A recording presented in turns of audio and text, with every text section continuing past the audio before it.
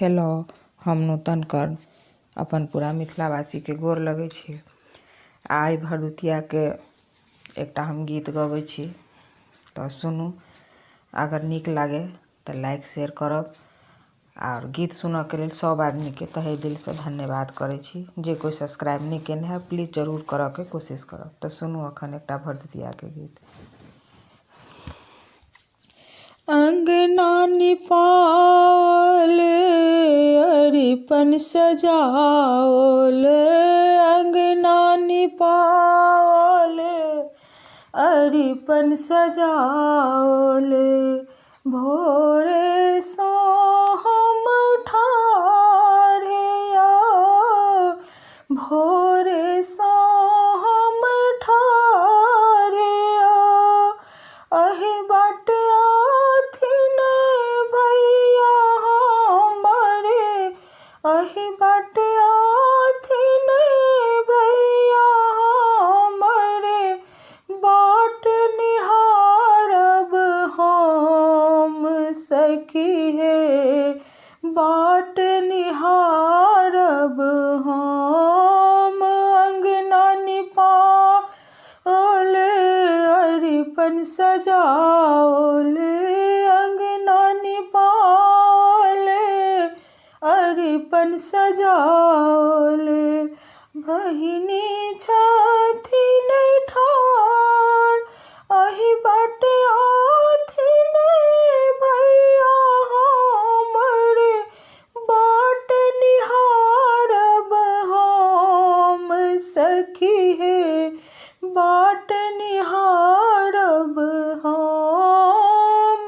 डाला साटल सिंदूर पिठार सो, डाला साटल सिंदूर पिठार सो, बजरी हम जे देबै, बजरी हम जे देबै, एहि बेर भैया देरी भेलै, एहि बेर भैया देरी भेलै, बाट निहारब हम सखी हे, बाट निहारब हम। अंगना निपाओल अरिपन सजाओल, अंगना निपाओल अरिपन सजाओल, भोरे सो हम ठाढ़ अहि बाट आथिन भैया हमरे, बाट निहारब हम सखी हे, बाट निहारब हम।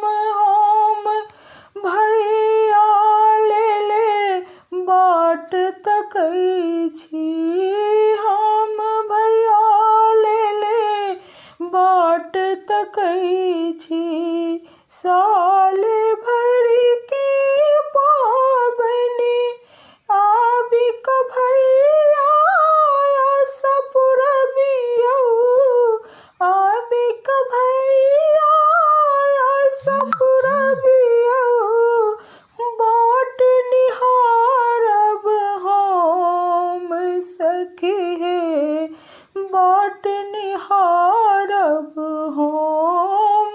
भोरे उठे हम भोजन बनाओल, भोरे उठे हम भोजन बनाओल, तरलहुँ हम तिलकोर,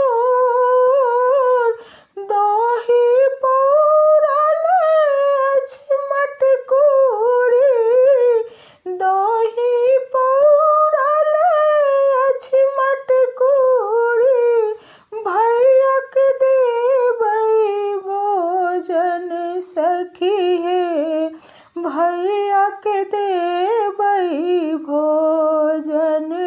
अंगना निपाओल अरिपन सजाओल, अंगना निपाओल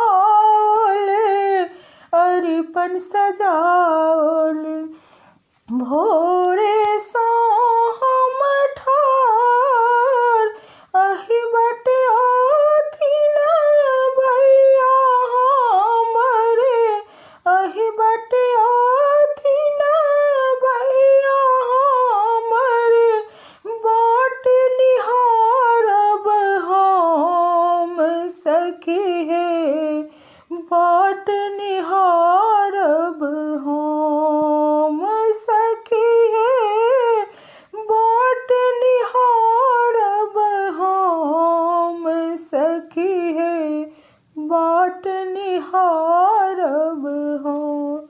धन्यवाद। अगर गीत नीक लागे तो लाइक शेयर जरूर करब। जे कोई सब्सक्राइब नहीं केने छी प्लीज जरूर करऽ के कोशिश करब।